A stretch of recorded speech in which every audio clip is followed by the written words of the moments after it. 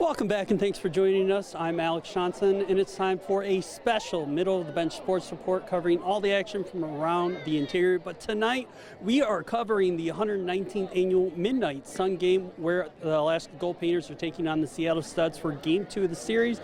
But before the game we caught up with some of the coaches and players to get their thoughts about playing in one of the biggest games in America. Yeah, it's awesome, man. I mean, ever since I was a little kid, ever since I started playing baseball, I came out to the Midnight Sun Game and always wanted to be a part of it. And this is my third year being a part of it, and I'm very grateful for it. It's better than ever, especially with Dave Winfield being here. It's crazy. I feel like I don't remember last year looking at this crowd. It's crazy. Just play the game. They played baseball their whole life, and this is just a game. I mean, it's huge, but it's just a game at the end of the day. And everybody else has to worry about the fans and all that. We just get to play the game we love. So at nighttime, which is cool. So. You know, honestly, being from Vegas, this atmosphere is pretty intense. You know, seeing people show up almost 2 hours before, lining the fence, lining the gate, almost tailgating. It's going to be a great experience for these young guys. For you, the significance of that. I mean, I don't think you ever get to do this. You know, some guys are never going to get to do this in their lifetime, and especially, you get to experience it out here in Alaska.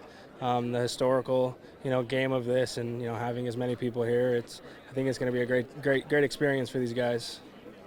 Well, it's a bucket list item for adults as well as for these players, and for me to be able to provide these kids this opportunity to play in this game, and just to make this trip and come up to Fairbanks and see the 24 hours of daylight and put them through some adversity as far as the circadian rhythm and the baseball schedule and all that. It's a wonderful experience. Well, I passed them up a few years ago, but I'll tell you what, it's their home game, and that matters a lot. And I've always been just the visitor, of course, and it's a tough game to win. This is as tough a game to win as the national championship in Wichita. The game isn't the only big event that was happening today, as earlier today, Dave Winfield, a Goldpanner alum and MLB Hall of Famer, had his statue unveiled outside the Fairbanks Curling Club, where his mammoth home run he hit back as a Goldpanner landed. We went to the event to see what all the fun was about.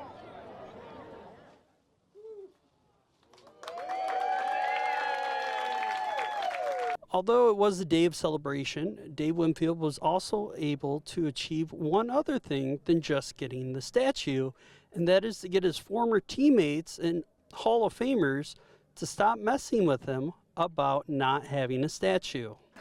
That's right. Next time I'm going to Hall of Fame in a month, I say, all right, who got a statue?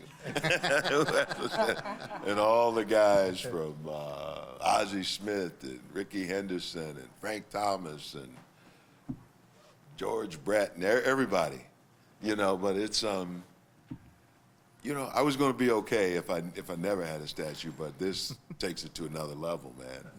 It takes it to another level.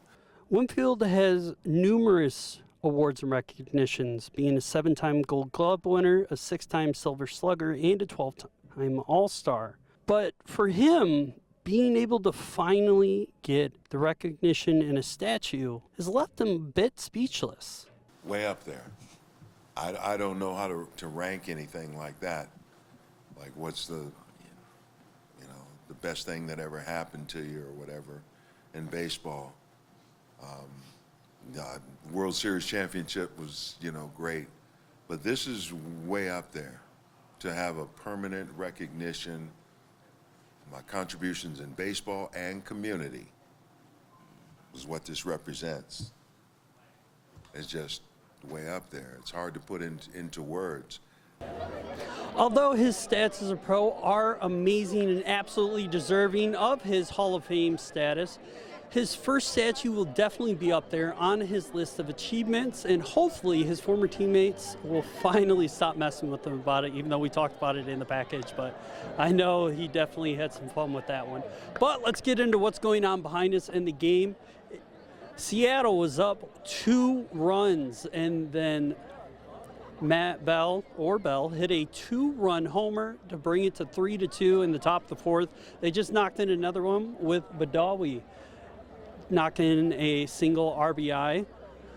But that'll do it for the Middle of the Bench Sports Report tonight. Thank you so much for tuning in, everyone. But don't go anywhere. We'll have your full weather forecast after the break.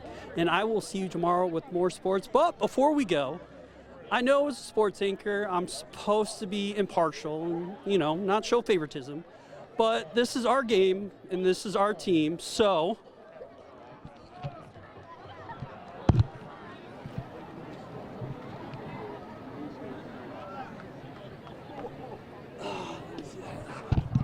let's go Goldpanners. We're going to get another one right here. Game 2, we're going to take the win. So hopefully I'll see you guys on Monday.